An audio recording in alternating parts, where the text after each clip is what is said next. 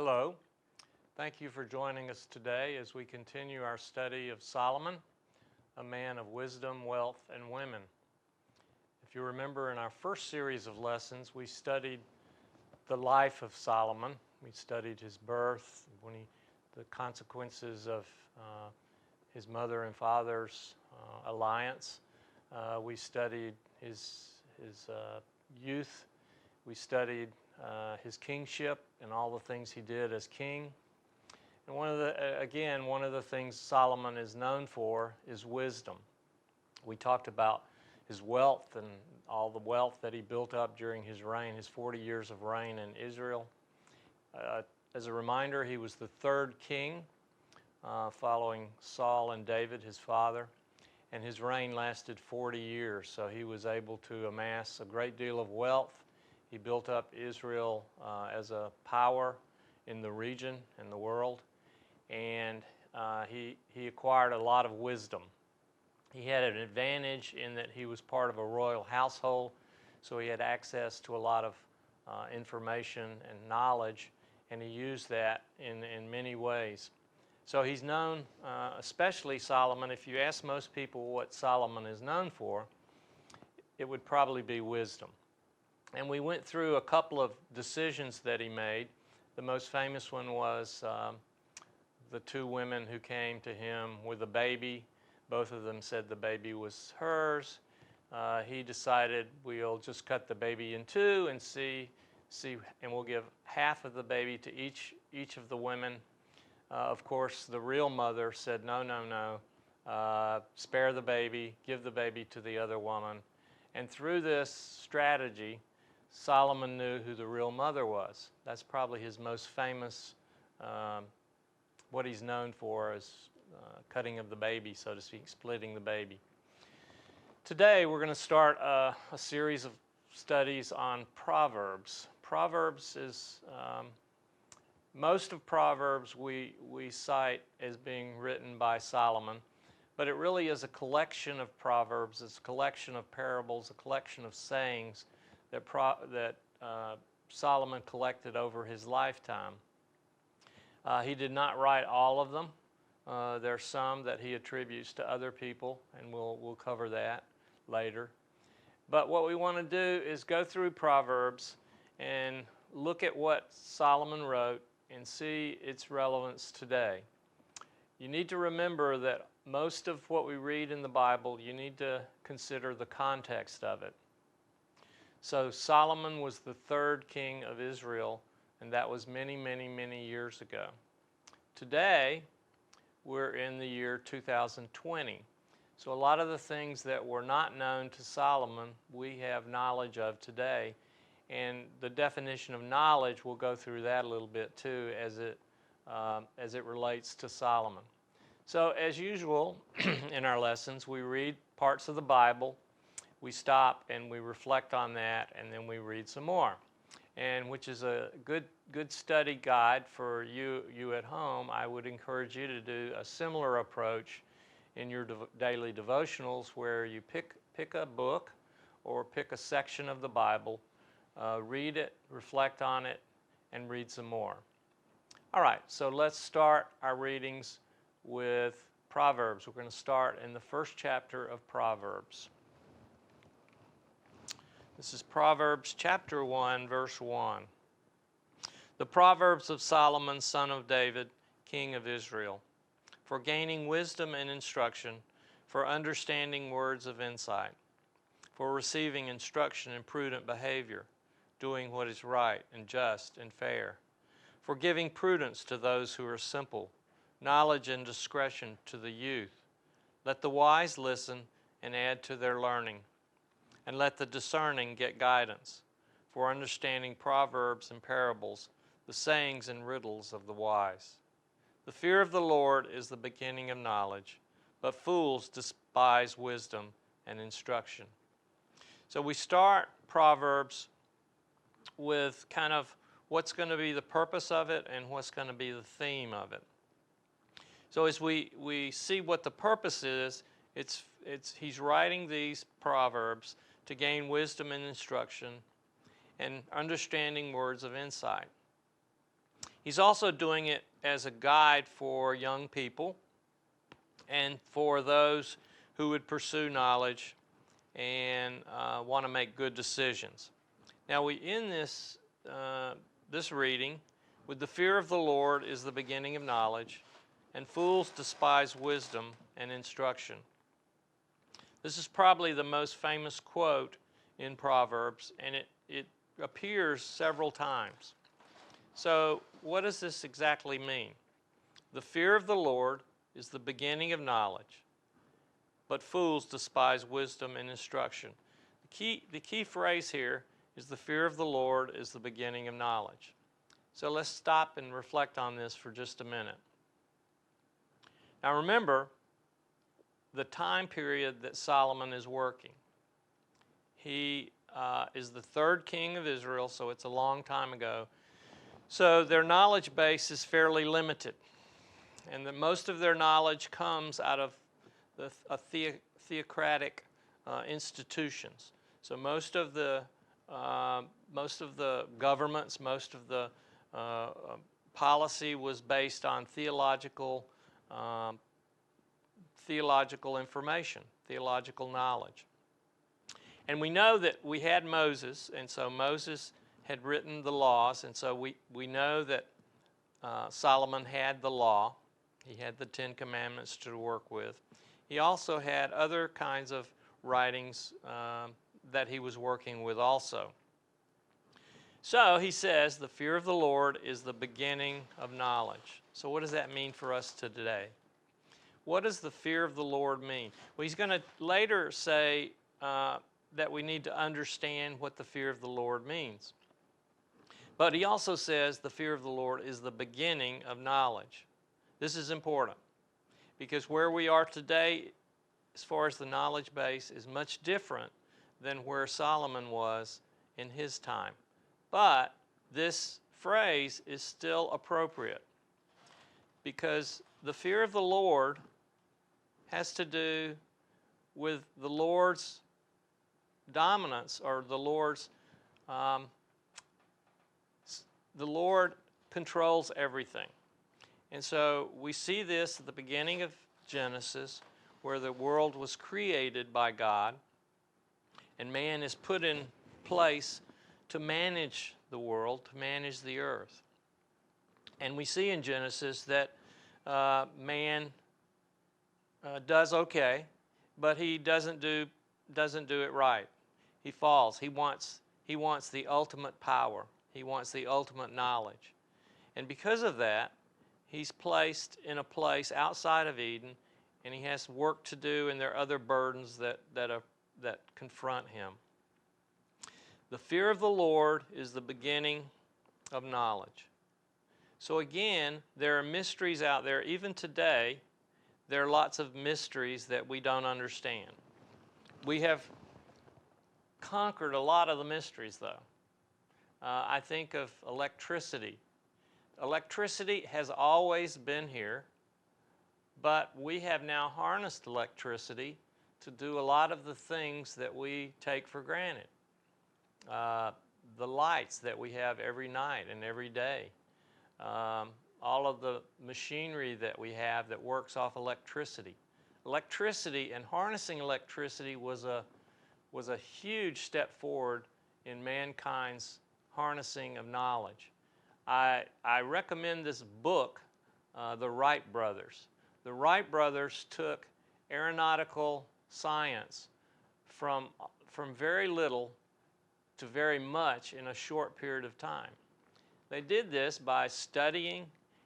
Their curiosity was there, but they also had a knowledge base and a skill set that enabled them to not only take the knowledge, to have the knowledge, but take the knowledge and build something that would actually fly. I think that's an incredible task and an incredible jump for mankind, because now we take for granted that we can fly in airplanes. This is amazing. So again, the fear of the Lord. The fear of the Lord implies that we understand the mystery around us, that comes from God, but that God gives us the ability if we study hard and we ask Him for guidance, that He will reveal some things to us to make our life here on earth better. So again, let's continue our reading. Verse 8. Listen, my son, to your father's instruction, and do not forsake your mother's teaching. They are a garland to grace your head, and a chain to adorn your neck. My son, if sinful men entice you, do not give in to them. If they say, come along with us, let's lie in wait for innocent blood. Let's ambush some harmless soul. Let's swallow them alive like the grave, and whole like those who go down to the pit. We will get all sorts of valuable things and fill our house with plunder. Cast lots with us. We will all share the loot, my son. Do not go along with them. Do not set foot on their paths. For their feet rush into evil, and they are swift to shed blood. How useless to spread a net where every bird can see it. These men lie in wait for their own blood. They ambush only themselves. Such are the paths of all who go after ill-gotten gains. It takes away the life of those who get it. Out in the open, wisdom calls aloud. She raises her voice in the public square. On top of the wall, she cries out. At the city gate, she makes her speech. How long will you who are simple love your simple ways? How long will mockers delight in mockery? And fools hate knowledge. Repent at my rebuke, then I will pour out my thoughts to you. I will make known to you my teachings. But since you refuse to listen when I call, and no one pays attention when I stretch out my hand, since you disregard all my advice and do not accept my rebuke, I in turn will laugh when disaster strikes you. I will mock when calamity overtakes you. When calamity overtakes you like a storm, when disaster sweeps over you like a whirlwind, when distress and trouble overwhelm you. Then they will call to me, but I will not answer. They will look for me, but will not find me, since they hated knowledge and did not choose to fear the Lord. Since they would not accept my advice and spurn my rebuke, they will eat the fruit of their ways and be filled with the fruit of their schemes. For the waywardness of the simple will kill them, and the complacency of fools will destroy them. But whoever listens to me will live in safety and be at ease without fear of harm. So what we see here are their consequences to behavior. And if one follows the fearing the Lord as the beginning of knowledge, in general, that leads to a good life. If one turns from that and doesn't follow that, then usually there are going to be bad consequences. And we see that over and over, both individually in our own lives and in our lives as a society. And so what Solomon is saying here, and again, you've got to remember that Solomon had a lot of responsibility in his time as he was king and overseer of a large population and a vast amount of infrastructure and wealth. So he's seen a lot, he knows a lot, and he says, if you don't take this path, there will be dire consequences. He also, remember, he's giving advice to his sons, to young people. He says, don't follow the crowd. Don't follow people who are taking you to a bad place or to a place that will get you in trouble. So let's continue. My son, if you accept my words and store up my commands within you, turning your ear to wisdom and applying your heart to understanding, indeed, if you call out for insight and cry aloud for understanding, and if you look for it as for silver and search for it as for hidden treasure, then you will understand the fear of the Lord and find the knowledge of God. For the Lord gives wisdom, from his mouth come knowledge and understanding. He holds success in store for the upright. He is a shield to those who walk as blameless. And he guards the course of the just and protects the way of his faithful ones. Then you will understand what is right and just and fair, every good path. For wisdom will enter your heart, and knowledge will be pleasant to your soul. Discretion will protect you, and understanding will guard you. Wisdom will save you from the ways of wicked men, from men whose words are perverse, who have left the straight paths to walk in dark ways, who delight in doing wrong and rejoice in the perverseness of evil, whose paths are crooked and who are devious in their ways. Wisdom will save you also from the adulterous woman, from the wayward woman with her seductive words, who has left the partner of her youth and ignored the covenant she made before God. Surely her house leads down to death, and her paths to the spirit of the dead. None who go to her return or attain the paths of life. Thus you will walk in the ways of the good and keep to the paths of the righteous. For the upright will live in the land, and the blameless will remain in it. But the wicked will be cut off from the land, and the unfaithful will be torn from it. So again, he's giving advice. He's telling his sons, he's saying basically, steer clear. And there's a reason for searching for knowledge. And again, in verse 5 of chapter 2 in Proverbs, this is really one of my favorites. Then you will understand the fear of the Lord and find the knowledge of God. And how do you do that? Indeed, if you call out for insight and cry aloud for understanding, and if you look for it as for silver and search for it as for hidden treasure, then you will understand the fear of the Lord and find the knowledge of God. So he says there is a way to find the knowledge of God. There is a way to learn about this thing we call electricity, or this thing we call aeronautics, or this thing we call chemistry, or biology, or economics, or any of these kinds of disciplines. There is a way. And what do? Well, you have to have a real desire to learn this. If you call out for insight and cry aloud for understanding, if you look for it as for silver and search for it as hidden treasure. So, what this says is the search for knowledge has to be a passion. It has to be something that you're willing to work for and work through.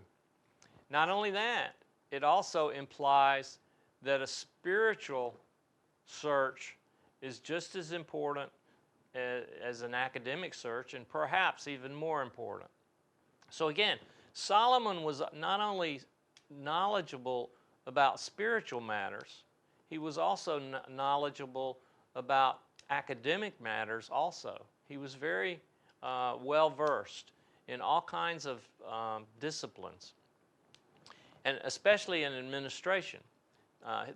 Much of the success of Israel was based on his administrative prowess and the way he set up his government and the way he managed the nation, both with his taxation policies and with his just administrative arrangements and frameworks. So, what we see here is Solomon giving advice, and he's saying, if there's something you want to know, work at it, search for it, learn it. Now, there is this difference between learning something and actually putting it into practice. And this is very important for us to understand. So we can sit here and read the Bible, and we can learn about what the Bible has to tell us, but until we apply it, we really don't understand it. And I make that analogy between something like aeronautics and understanding the physics behind flight, and then actually building something that will fly. This is a tremendous difference. It's a tremendous difference in understanding how something works, the theory behind it, and then putting that application to practice. And that's why I'm so impressed with the Wright brothers. The Wright brothers did something that was phenomenal in a fairly short period of time. And so the same thing applies to us in our spiritual life. The Sermon on the Mount that Jesus gave us and that was recorded in Matthew is probably the most important part of the Bible. Everything you need to know really pretty much about Jesus and God is in those 3 chapters there. But what Jesus wants us to do is apply it. He wants us to put it into practice today. He wants us to do those things that we know we're supposed to do. He wants us to build that. And once we do that, once we put that in practice, we have a much deeper understanding of what this is all about. And again, we see this throughout the Bible. Throughout the Bible, we see men and women of action who do things that show us what God truly wants us to be and who He is and how He loves us.